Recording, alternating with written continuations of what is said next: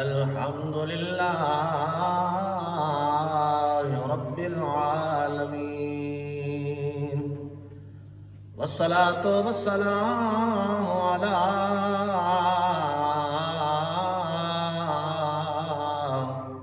سيد الأنبياء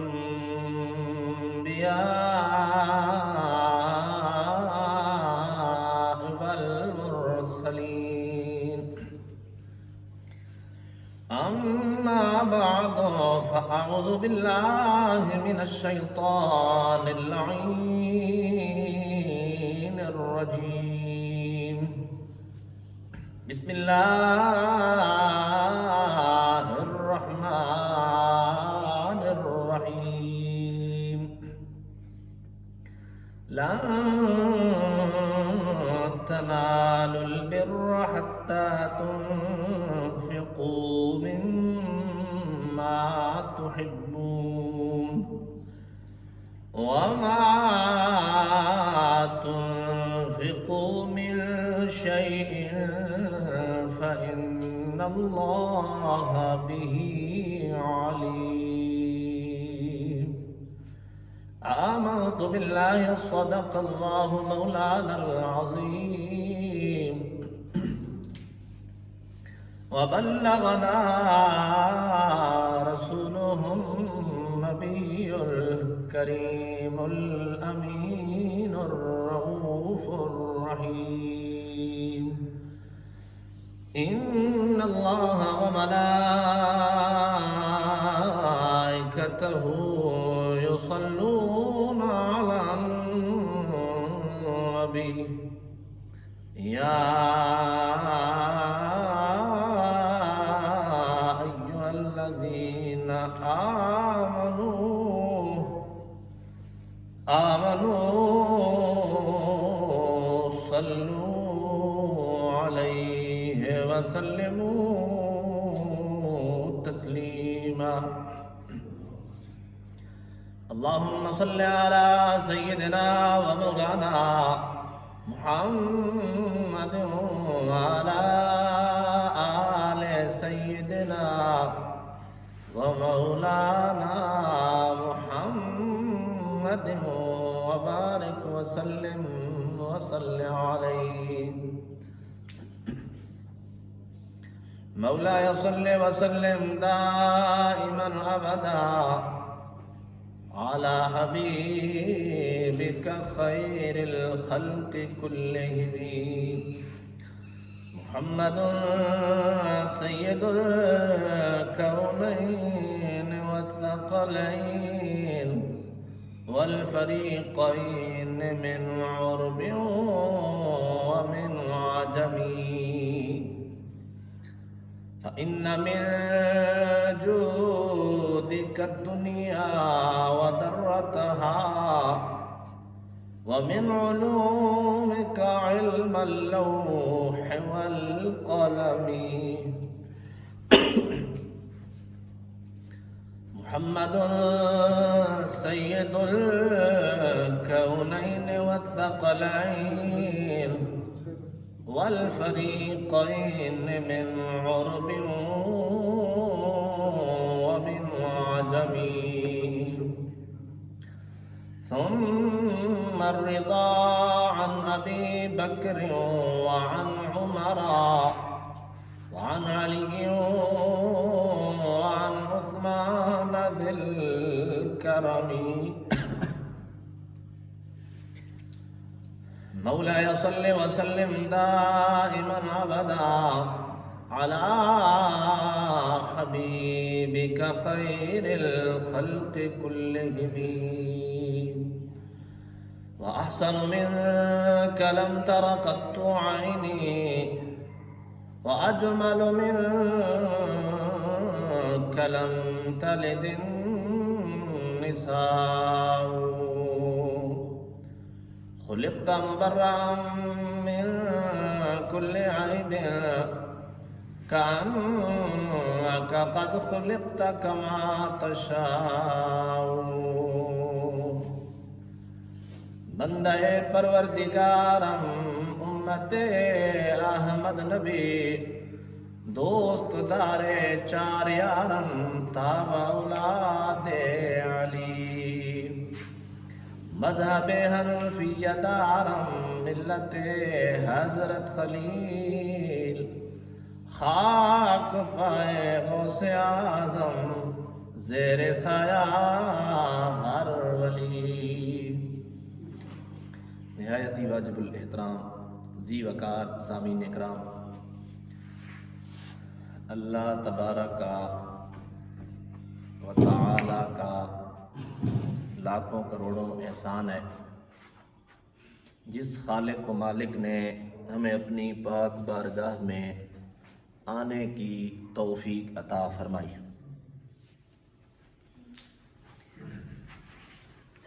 جیسا کہ آپ جانتے ہیں کہ ہم قرآن کریم کی تفسیر مختصراً اور ساتھ ساتھ ترجمہ آپ کی خدمت میں عرض کرتے ہیں۔ انشاءاللہ اسی طرح آج بھی میں آپ کی خدمت میں قرآن پاک کا ترجمہ اور مختصراً تفسیر عرض کروں گا۔ دعا ہے اللہ تبارک و تعالی حق سچ بیان کرنے کی توفیق عطا فرمائے۔ سننے اور سنانے کے بعد اللہ تبارک و تعالی ہم سب کو عمل کی توفیق عطا فرمائے۔ برادران اسلام، سورہ آل عمران ہماری چل رہی ہے، 4 پارہ ہے۔ اللہ تبارک و تعالی نے اعلان فرمایا، لن تنالوا البر، کہ تم ہرگز کامل نیکی حاصل نہیں کر سکو گے، حتیٰ یہاں تک کہ تنفقوا مما تحبون، یہاں تک کہ ان چیزوں میں سے خرچ کرو جو تمہیں پیاری ہیں، محبوب ہیں۔ یعنی اللہ تبارک و تعالی کے راستے میں، اللہ کے راستے میں خرچ کرتے ہوئے انسان اپنا وہ مال دے جس کو وہ پسند کرتا ہے۔ جو انسان کو ذاتی طور پر چیز اچھی لگتی ہے، پسند ہے، بھلی ہے، وہ چیز جب انسان اللہ کے راستے میں کسی کو دے گا، غریب مسکین کی مدد کرے گا، اس وقت انسان کامل نیکی کا درجہ حاصل کرے گا۔ لیکن اگر وہ چیز انسان خرچ کرے کہ جو چیز ناکارہ ہے، بیکار ہو گئی ہے، جس چیز کو وہ خود پسند نہیں کرتا، وہ اگر دوسروں کو دیتا ہے اور ثواب کی امید رکھتا ہے، مالک فرماتا ہے لن تنالوا البر، تم ہرگز کامل نیکی حاصل نہیں کر سکتے۔ حدیث پاک میں آتا ہے لا یؤمن احدکم حتی یحب لاخیہ ما یحب لنفسہ، فرمایا تم میں سے کوئی بندہ اتنے تک کامل ایمان والا نہیں ہو سکتا جب تک کہ یحب لاخیہ ما یحب لنفسہ، اپنے بھائی کے لیے وہ شے پسند کرے جو وہ اپنے لیے پسند کرتا ہے۔ یعنی مسلمان کا بھائی ہے تو کامل نیکی اس وقت حاصل ہوگی جب بندہ اللہ کے راستے میں اپنی پیاری چیز خرچ کرے گا۔ ایک صحابی ہے جن کا نام ہے حضرت ابو طلحہ رضی اللہ تعالیٰ عنہ، جب یہ آیت کریمہ نازل ہوئی تو بارگاہ رسالت میں آئے، عرض کی یا رسول اللہ صلی اللہ علیہ وسلم، میرے مالک کا حکم ہے، میرے خالق کا حکم ہے، میرے رب کا حکم ہے کہ لن تنالوا البر حتی تنفقوا مما تحبون، تم ہرگز کامل نیکی حاصل نہیں کر سکتے یہاں تک کہ اپنی پیاری چیزوں میں سے خرچ کرو۔ کہا عرض کی اللہ کے پیارے محبوب، مجھے جو پیارا ہے یہ میرا ایک باغ ہے، آپ گواہ بن جائیں، میں سارا باغ اللہ کے راستے میں صدقہ کرتا ہوں۔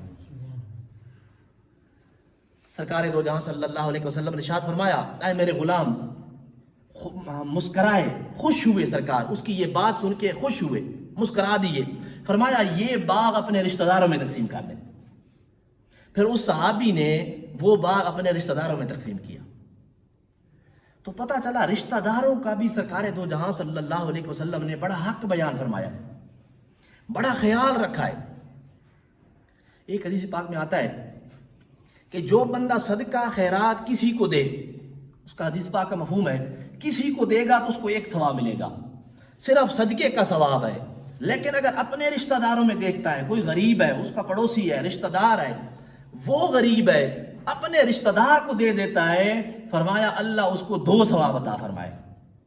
ایک ثواب ہوگا صدقے کا، ایک ہوگا صلہ رحمی کا، کہ وہ قطع تعلقی کرنے والا نہیں ہے، رشتوں کو جوڑنے والا ہے۔ محبوب خدا نے فرمایا اللہ اس کو 2 ثواب عطا فرمائے گا۔ آگے ارشاد فرمایا وَمَا تُنْفِقُوا مِنْ شَيْءٍ، اور تم جو چیز بھی خرچ کرو، فَإِنَّ اللَّهَ بِهِ عَلِيمٌ، اللہ جانتا ہے، مالک کو پتہ ہوتا ہے۔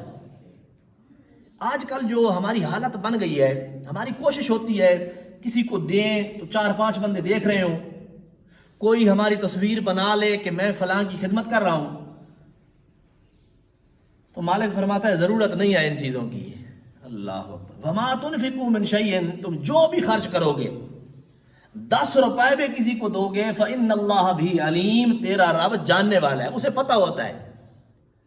تو لہٰذا جس کو دکھانا ہے، جس سے اجر لینا ہے، وہ پہلے ہی دیکھ رہا ہے، کسی کو دکھانے کی ضرورت نہیں ہے۔ جب بندہ کسی کو دکھائے گا، حدیث پاک ایک طویل حدیث ہے جس میں 3 شخصوں کا ذکر ہے کہ ایک عالم قاری جو تقریر کرے اس لیے، قرآن پڑھائے اس لیے کہ لوگ مجھے کہیں بڑا عالم ہے، بڑا قاری ہے، بڑی اچھی تقریر کرتا ہے، لوگوں کو خوش کرنے کے لیے وہی جملے بولے، لوگوں کو خوش کرے، وہ جہنم کا ایندھن بن جائے گا۔ اور وہ سخی، ایک سخی ہے، وہ سخی جو اپنا مال خرچ کرے اس لیے کہ لوگ واہ واہ کریں، مالک کی رضا جوئی، مالک کو راضی کرنا، اللہ کو خوش کرنا اس کا مقصد نہ ہو، فقط لوگوں میں اپنا نام بنانا ہو، فرمایا وہ بھی جہنم کا ایندھن بن جائے گا۔ اور ایک شخص ہے شہید جو اپنی جان اللہ کے راستے میں دے دے، لیکن مقصد یہ ہو کہ لوگ میری واہ واہ کریں، کہیں بڑا بہادر تھا، بڑا خوبصورتی سے لڑا ہے، بڑا جوان تھا، بڑا طاقتور تھا، تو فرمایا وہ بندہ بھی جہنم کا ایندھن بن جائے گا۔ اب اندازہ لگائیے کہ جان سے بڑھ کے تو شے کوئی نہیں۔ آج ہم نہ حرام دیکھتے ہیں نہ حلال دیکھتے ہیں، جہاں سے ہے اکٹھا کر لیا، اپنی ذات کے لیے لاتے ہیں نا، جان سے پیار ہے۔ تو پھر دیکھیں جب جان بھی بندہ کسی کے لیے دے دے، اللہ کی رضا مقصود نہ ہو، تو مالک کہتا ہے تیری جان کی بھی مجھے ضرورت نہیں ہے، یہ بھی لے جا۔ تو لہٰذا جب بھی کوئی خرچ کریں، تھوڑی سی چیز خرچ کریں، مالک کا حکم یہ نہیں ہے کہ پورا گھر ہی دے دے۔ تیری شریعت کا ہم سے، ہماری شریعت کا ہم سے مطالبہ یہ نہیں ہے کہ جتنا مال ہے سارا دے دو، نہیں، جتنا تم خرچ کر سکتے ہو، توفیق ہے، اللہ نے جتنے دی ہے اس میں سے خرچ کرو، لیکن فقط اللہ کی رضا مقصود ہو۔ اللہ مالک فرماتا ہے وَمَا تُنْفِقُوا مِنْ شَيْءٍ فَإِنَّ اللَّهَ بِهِ عَلِيمٌ، تم جو بھی خرچ کرتے ہو مالک کو پتہ ہوتا ہے، اجر بھی اسی نے دینا ہے۔ تو جو میں نے پہلے آپ کو حدیث سنائی اس میں آتا ہے اللہ کریم ان سے کہے گا، عالم سے کہے گا قاری سے، جا تو ان سے اجر مانگ، جن کے لیے تو بیان کرتا تھا وہ کھڑے ہیں، ان سے مانگ اجر۔ تو وہ تو خود عاجز ہیں، وہ کیا اجر دے سکتے ہیں؟ کہتا مالک تیرے لیے کرتا تھا، مالک فرماتا ہے میرے لیے نہیں، جھوٹ بولتا ہے، جہنم میں لے جاؤ۔ سخی سے کہے گا ان سے اجر مانگ، پیسے خرچ کر کے ہر بندے کو بہانے بہانے سے بتاتا تھا یہ بھی میری چیز ہے، یہ بھی میری ہے، یہ بھی میں نے کام کیا، یہ بھی میں نے کام کیا ہے، ہر بندے کو بتاتا تھا، جن جن کو بتایا جا ان سے لے، وہ کھڑے ان سے اجر لے، تو وہ کہاں اجر دے سکتے ہیں؟ اسی طرح شہید سے کہا جائے گا جنہوں نے تیری واہ واہ کیا ہے ان سے اجر لے، کوئی بھی اجر نہیں دے سکے گا۔ لہٰذا اپنے اللہ کے لیے کریں، تھوڑا سا کریں۔ مالک کریم فرماتا ہے من جاء بالحسنۃ فلہ عشر امثالہا، جو بندہ ایک نیکی لائے گا تیرا رب اتنا کریم ہے ایک کے بدلے 10 عطا فرماتا ہے۔ ایک مقام فرمایا واللہ یضاعف، 700 کا ذکر کیا، 700 کے بعد فرمایا واللہ یضاعف لمن یشاء، اللہ جس کے لیے چاہتا ہے اس سے بھی بڑھا دیتا ہے، 700 سے بھی ایک کے بدلے زیادہ عطا فرماتا ہے۔ لہٰذا جو بھی کام کریں یہ پرواہ نہ کریں کہ فلاں کیا کہے گا، فلاں کیا کہے گا، تھوڑا دے رہا ہوں، زیادہ دے رہا ہوں، جتنی توفیق ہے مالک کے راستے میں خرچ کریں، اجر اس کے اوپر چھوڑ دیں۔ کہ فرمایا کل الطعام کان حلا لبنی، ہر کھانا کان حلا لبنی جو حلال تھا بنی اسرائیل کے لیے، الا ما حرم علی نفسہ، مگر وہ چیزیں جو انہوں نے اپنے نفس کے اوپر حرام کی، من قبل ان تنزل التوراۃ، تورات کے نازل ہونے سے پہلے۔ اللہ اکبر۔ یہاں ما حرم اسرائیل، اسرائیل سے مراد حضرت یعقوب علیہ السلام ہے، تو انہوں نے اس کی آپ ذرا شان نزول سمجھیں۔ سرکار دو جہاں صلی اللہ علیہ وسلم سے میں نے آپ کو شروع میں بتایا تھا کہ سورہ آل عمران ہے، وفد نجران آیا تھا، عیسائی آئے تھے، مناظرہ کیا، مباحثہ ہوا، سارا ذکر گزر چکا ہے۔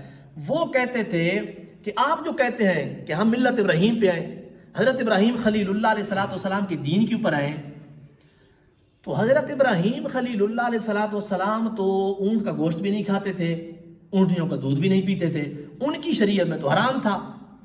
آپ اونٹ کا گوشت بھی کھاتے ہیں، اونٹنیوں کا دودھ بھی پیتے ہیں، تو یہ آپ کیا کہتے ہیں کہ ہم ملت ابراہیم کے اوپر آئیں، ان کی بات بھی نہیں مانتے؟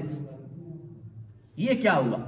تو اللہ تبارک و تعالی نے فرمایا کہ یہاں پہ کل الطعام کان حلا لبنی اسرائیل، ہر کھانا جو حلال تھا بنی اسرائیل کے لیے، الا ما حرم علی نفسہ، مگر وہ چیزیں جو حرام کی حضرت یعقوب علیہ السلام نے اپنی ذات پر، من قبل ان تنزل التوراۃ، تورات کے نازل ہونے سے پہلے، یعنی جب تورات نازل ہو گئی تو جو چیزیں انہوں نے اپنی ذات کے اوپر حرام کی تھیں ان کی حرمت بھی ختم ہو گئی، تورات نے ان کی حرمت کو منسوخ کر دیا، ختم کر دیا۔ وہ چیزیں کیا تھیں؟ علماء فرماتے ہیں حضرت یعقوب علیہ السلام بیمار ہوئے، یا ان کی طبیعت ڈاکٹروں کے مشورے سے، حکیموں کے مشورے سے انہوں نے اونٹ کا گوشت اور اونٹنیوں کا دودھ یہ اپنے اوپر حرام کر لیا۔ یعنی جیسے ہم بھی کہتے ہیں کوئی شوگر کا مریض ہو تو وہ کہتا ہے یار میٹھا یہ ہمارے اوپر حرام ہے، تو اس کا مطلب یہ نہیں ہے کہ اللہ نے حرام کیا ہے، یعنی صحت کے مطابق ان کو اپنی صحت اجازت نہ دیتی تھی، طبیعت نہیں مانتی تھی، حکیموں نے مشورہ دیا تو کہا یہ ہمارے اوپر کیا ہے، حرام ہے۔ حضرت یعقوب علیہ السلام نے اپنے اوپر حرام کیا تو وہ یوں ہی چلتا آیا، لوگوں نے سمجھا کہ یہ کیا ہے، حرام ہے، تو فرمایا من قبل ان تنزل التوراۃ، تورات کے نازل ہونے سے پہلے پہلے لوگ اونٹ کے گوشت کو اور اونٹنیوں کو دودھ کو کیا سمجھتے تھے؟ حرام سمجھتے تھے۔ مالک نے فرمایا یہ حرام نہیں ہے۔ اچھا، انہوں نے یہ بات کی، یہ جو عیسائی تھے انہوں نے کہا آپ تو اونٹوں کو گوشت بھی کھاتے ہیں، دودھ بھی پی جاتے ہیں، حضرت ابراہیم علیہ السلام تو نہیں کھاتے تھے۔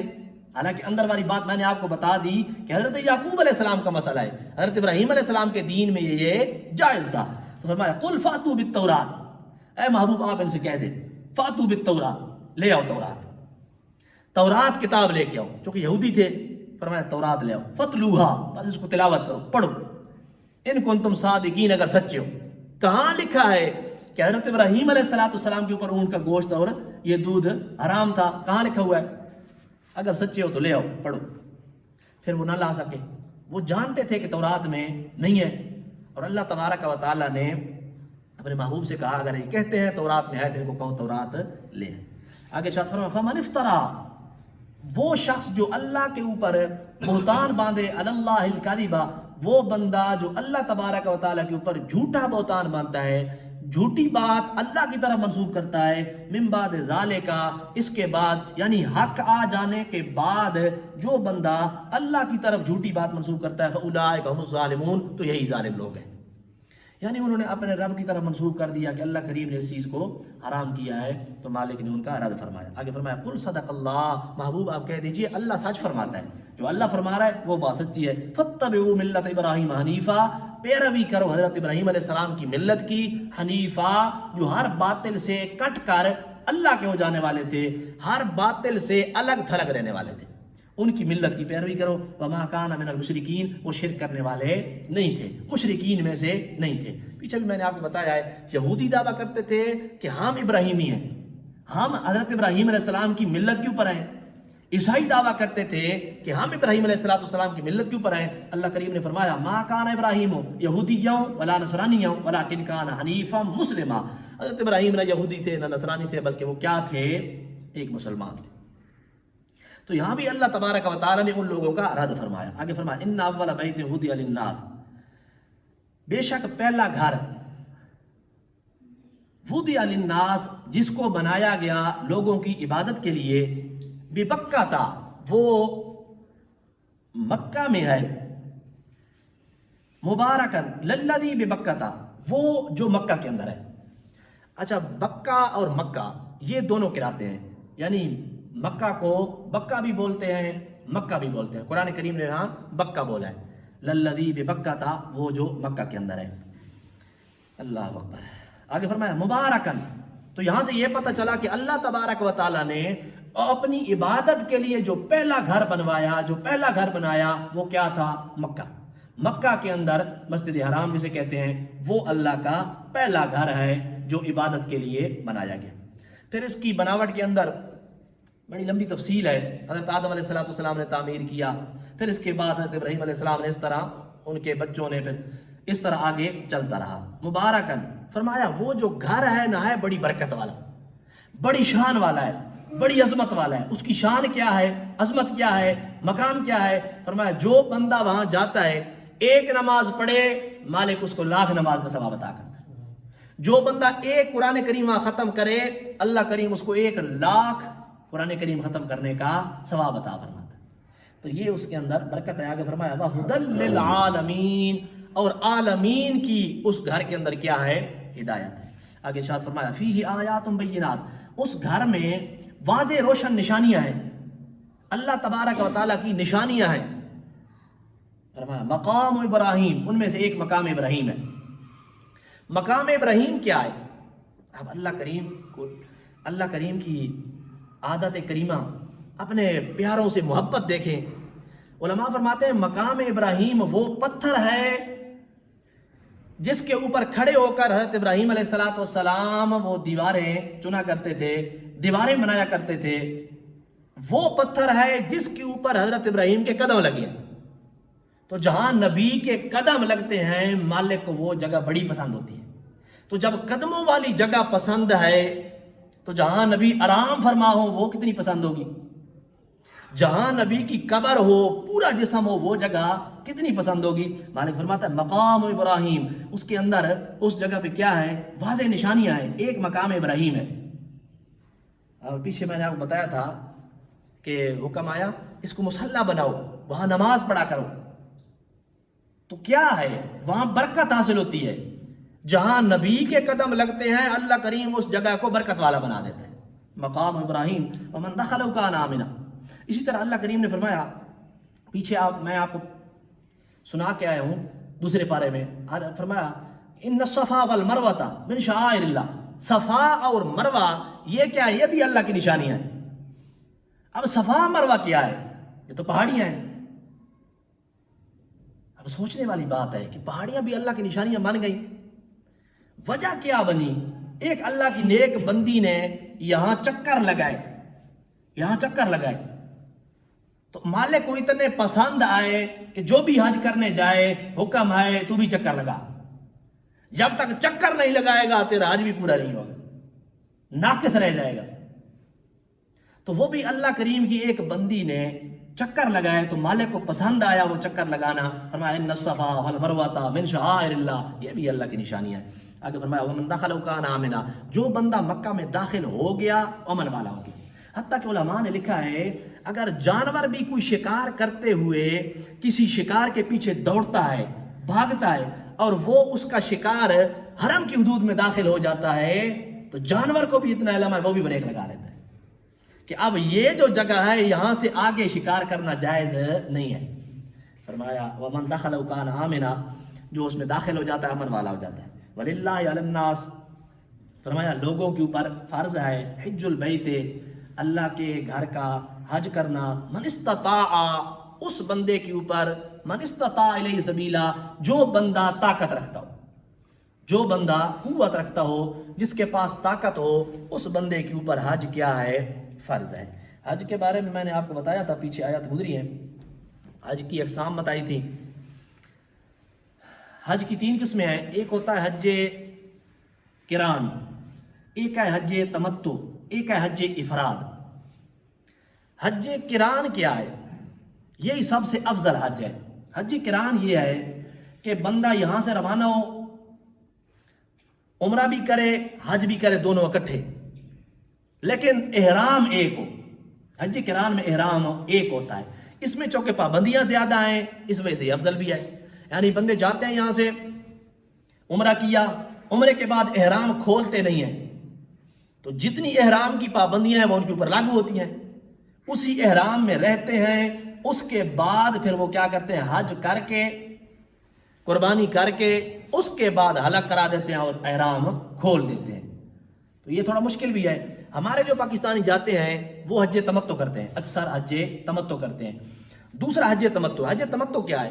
حج تمتع کہتے ہیں فائدہ اٹھانا، یعنی بندے احرام باندھ کے جاتے ہیں، عمرہ کرتے ہیں، عمرہ کے بعد کیا ہوتا ہے، حلق کروا دیا اور عمرے کی پابندیاں ختم، اس کی احرام کی پابندیاں ختم، احرام اتار دیا۔ پھر جب حج کے ایام آتے ہیں تو حج کے ایام میں دوبارہ احرام باندھ کے حج کرتے ہیں، قربانی کرتے ہیں، پھر حلق کروا کے کیا کرتے ہیں، احرام کی پابندیاں ختم۔ تو حج تمتع کے اندر 2 احرام ہوتے ہیں، یعنی 2 بار احرام باندھتے ہیں۔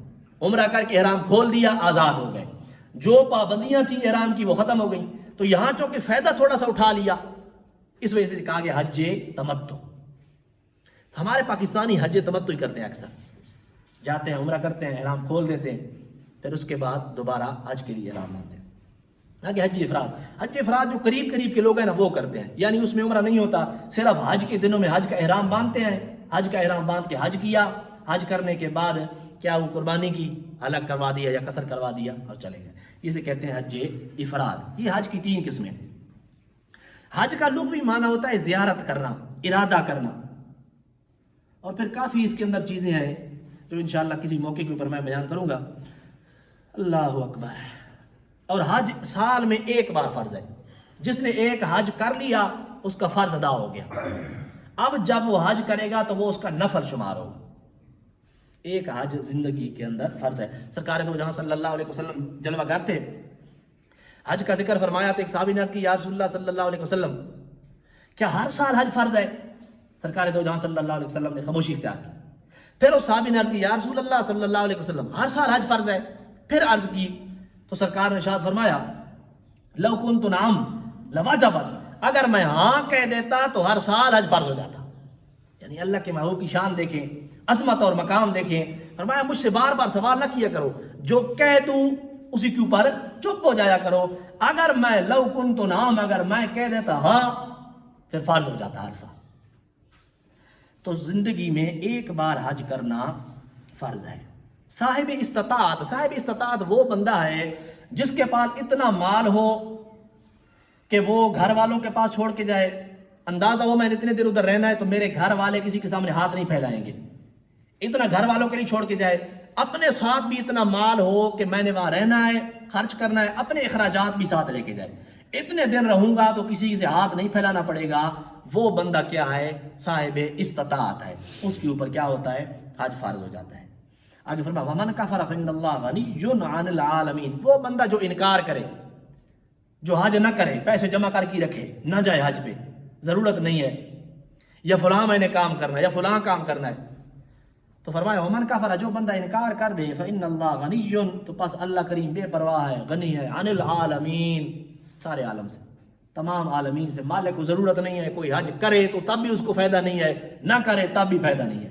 لیکن جب بندہ حج پہ جاتا ہے تو فرماتے ہیں واپس آتا ہے، مناسک حج صحیح ادا کرے، جیسے حج کا حق ہے ویسے کرے، جب واپس آتا ہے حج کر لیتا ہے تو یوں ہو جاتا ہے گناہوں سے پاک جیسے ماں کے پیٹ سے بھی پیدا ہوا ہے۔ یہ مالک کریم اس کو شان اور عظمت عطا کرتا ہے۔ لیکن بعض اوقات یوں ہوتا ہے کہ بندہ حج بھی کر آتا ہے لیکن پہلے سے بھی ذرا تکڑا ہو جاتا ہے۔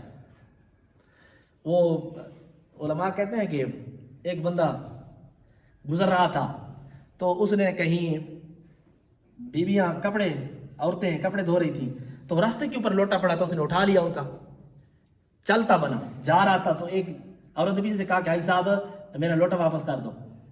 تو انہوں نے کہا کہ آپ کو کیسے پتہ چل رہا ہے کہ میں حاجی ہوں؟ تو کہا آپ کے کام نے مجھے بتایا. تو یوں بھی ہو جاتا ہے بعض اوقات بندہ حج بھی کر کے آتا ہے لیکن سخت ہو جاتا ہے، تو وہاں جائے تو کیا کرے، اپنے گناہوں کو یاد کرے، مالک میں تیرے دربار میں آیا ہوں، روئے، تنہائی، زیادہ وقت تنہائی میں گزارے. ہم یہاں سے بھی جائیں تو وہاں کوئی دوست تلاش کر لیتے ہیں، ایک کے ساتھ دوسرے کے ساتھ ملاقاتیں، تیسرے کے ساتھ ملاقاتوں کے لیے تو نہیں نہ آئے، مالک کے سامنے آیا ہے، اے میرے اللہ میں نے گناہ کیے ہیں، آج تیرے دربار میں حاضر ہوں، میرے پاؤں میں جوتے نہیں ہیں، سر پہ چیز کوئی نہیں، بس چادریں باندھ کے تیرے سامنے کھڑا ہوں، جیب کوئی نہیں، شے کوئی نہیں پاس، خالی ہوں، تنہا ہوں، تیرے پاس آیا ہوں، میرے کریم کرم کر، میرے گناہ معاف کر. جب بارگاہ رسالت میں آئے تو پھر یہی عرض کرے، یا رسول اللہ میں نے گناہ کیے، آپ کی اطاعت نہ کر سکا، کامل محبت نہ کر سکا، میرے لجپال کریم نبی میں تیرے در پہ آیا ہوں، میری سفارش کرے، اللہ کی بارگاہ میں میری سفارش کرے. تو یہ عرض کرنا چاہیے، نہ کہ وہاں جا کے بندہ کبھی ایک کے ساتھ، کبھی دوسرے کے ساتھ، کبھی کیا کرے کبھی کیا کرے. تو حج کا مقصد جب حج آپ اس طرح نہیں کریں گے، مالک کے سامنے نہیں روئیں گے، عاجزی نہیں کریں گے، انکساری نہیں کریں گے، واپس آئیں گے تو پھر کیا ہوگا؟ کچھ بھی نہیں ہوگا. پھر دل یوں ہی سخت رہے گا، نرمی پیدا نہیں ہوگی، اللہ کی مخلوق سے محبت پیدا نہیں ہوگی. اللہ کا گھر دیکھ کے آئے گا جب بندہ، اور جس کا حج قبول ہوگا تو اسے خود ہی پتہ چل جائے گا، سارا اس کا جھک جائے گا، ہر کسی سے محبت بھری گفتگو کرے گا، جو پتھر بھی مارے گا تو جواب نہیں دے گا.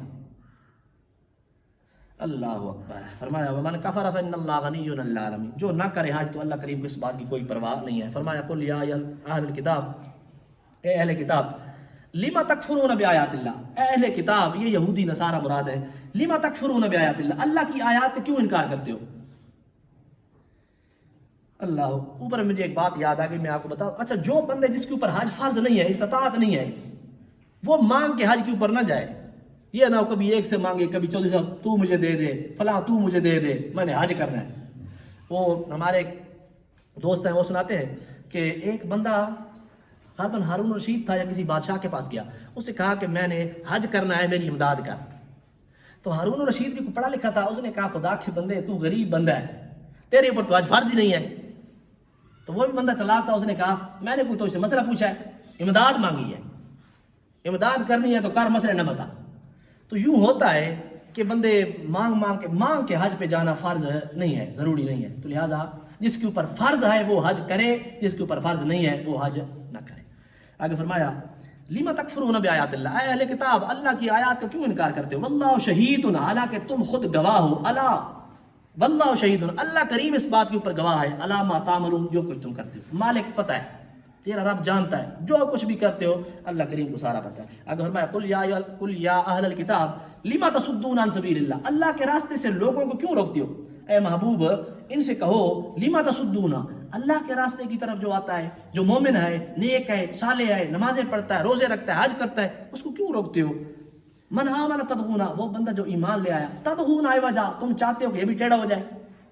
آگے فرمایا وانتم شہداء، تم اس بات کے گواہ بھی ہو، تمہیں پتہ بھی ہے کہ یہ حق کا راستہ ہے، تمہیں پتہ بھی ہے کہ جو سرکار دو عالم صلی اللہ علیہ وسلم کے قدموں میں آ جاتا ہے وہ کامیاب ہو جاتا ہے. فرمایا وَمَا اللَّهُ بِغَافِلٍ عَمَّا تَعْمَلُونَ، اللہ کریم غافل نہیں ہے، تم جو کچھ کرتے ہو مالک کو سارا پتہ ہے. آگے ارشاد فرمایا یا ایھا الذین آمنوا، اے ایمان والو، ان تطیعوا فریقا من الذین، اگر تم نے اطاعت کی، اگر تم نے بات مانی، فریقا من الذین اوتوا الکتاب، کتاب جن کو کتاب دی گئی ہے، اہل کتاب، ان کے کسی گروہ کی اگر تم نے بات مان لی تو کیا ہوگا؟ یردوکم بعد ایمانکم، وہ تمہیں لوٹائیں گے ایمان کے بعد کافرین، کفر کی طرف. اس کا شان نزول یوں ہے کہ یثرب کے اندر دو قبیلے تھے، اوس اور خزرج. جب سرکار دو جہاں صلی اللہ علیہ وسلم جلوہ گر ہوئے، یہ پہلے بڑے دشمن تھے، بڑے انہوں نے قتل کیے، بڑا ایک دوسرے کو مارا، بڑی خونریزی ہوئی. لیکن سرکار دو جہاں صلی اللہ علیہ وسلم جب جلوہ گر ہوئے تو یہ دونوں مسلمان ہو گئے، آپس میں پیار ہوا، محبت ہوئی. تو یہودی شروع سے مسلمانوں کا دشمن ہے. جب ایک دن وہ ایک بڑا ان کا عالم یہودیوں گزر رہا تھا، اس نے دیکھا اوس اور خزرج ایک دسترخوان پہ کھاتے ہیں، اکٹھے بیٹھتے ہیں، باتیں کرتے ہیں. تو اس نے ایک بندہ وہاں بھیجا، کہا ان کے درمیان جا، بڑی ان کی محبت ہے، ان کو پرانے واقعات یاد دلا. وہ بھی کوئی شاعر تھا، اس نے آ کے شعر پڑھنے شروع کیے.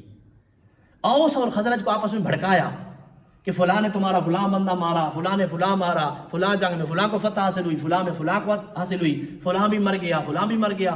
وہ تو بھڑک اٹھے دونوں، جن کی آپس میں محبت تھی، مسلمان ہو گئے تھے، بھڑک اٹھے، تلواریں اٹھا لیں۔ قریب تھا کہ تلواریں چلتی، سرکار دو جہاں صلی اللہ علیہ وسلم تک خبر پہنچی، آپ جلوہ گر ہوئے۔ وہ بندے جو ایک دوسرے کے لیے اٹھ گئے تھے، تلواریں اٹھا لی تھیں، مارنے والے تھے، لڑنے والے تھے، جھگڑا ہونے والا تھا، لیکن اللہ کے محبوب کی قدموں کی برکت تھی، آپ جلوہ گر ہوئے۔ وہ جو ایک دوسرے کے دشمن بننے والے تھے، جو ہی سرکار آتے گئے ان کے دلوں میں ایک دوسرے کی محبت پیدا ہو گئی۔ پھر سرکار دو جہاں صلی اللہ علیہ وسلم نے ان سے فرمایا کیا ہو گیا ہے تمہیں، کیا کرنے لگے ہو؟ اس وقت یہ آیت کریمہ نازل ہوئی، اللہ کریم نے فرمایا محبوب اپنے غلاموں سے، ایمان والوں سے کہو کہ ان تطیعوا فریقا من الذین اوتوا الکتاب، اگر تم نے ان لوگوں کی بات مانی جو اہل کتاب ہیں، یہودی نصارہ، ان لوگوں کی بات تم نے مانی تو یہ کیا کریں گے؟ ایمان کے بعد تمہیں کافر بنائیں گے۔ تو آج کیا ہو رہا ہے ہمارے ملک میں، کیا ہوتا ہے ہمارے پاس، کیا ہوتا ہے؟ یہی تو ہو رہا ہے۔ پرانی تاریخ پڑھ کے لے آئیں، کیا ہوا ہے؟ کوئی نیا بندہ چھوڑ دیا درمیان میں، کوئی ادھر سے وہ اگر چلا گیا تو نیا بندہ چھوڑ دیا، آپس میں اختلافات بڑھا دیے۔ تو جس بندے نے یہود و نصارہ کی بات کو مانا، فرمایا وہ تیرے دوست نہیں ہیں، ہمیشہ کے لیے دشمن ہے، شروع سے دشمنی آ رہی ہے، اور ان کے دلوں میں وہ پرانا غصہ ہے۔ اور غصہ یہ ہے کہ سرکار دو جہاں صلی اللہ علیہ وسلم، ہمارے اندر نبی آنا چاہیے تھا، وہ اس طرف قریش کے اندر نبی کیوں آیا ہے؟ انہیں یہ غصہ ہے، اور ابھی تک وہ اپنا غصہ نکالتے آ رہے ہیں، اور مسلمان ان کو اپنا دوست سمجھتے ہیں، حالانکہ ایسی بات نہیں ہے۔ دعائے اللہ تبارک و تعالی ہم سب کو عمل کی توفیق عطا فرمائے۔ وما علینا الا البلاغ المبین۔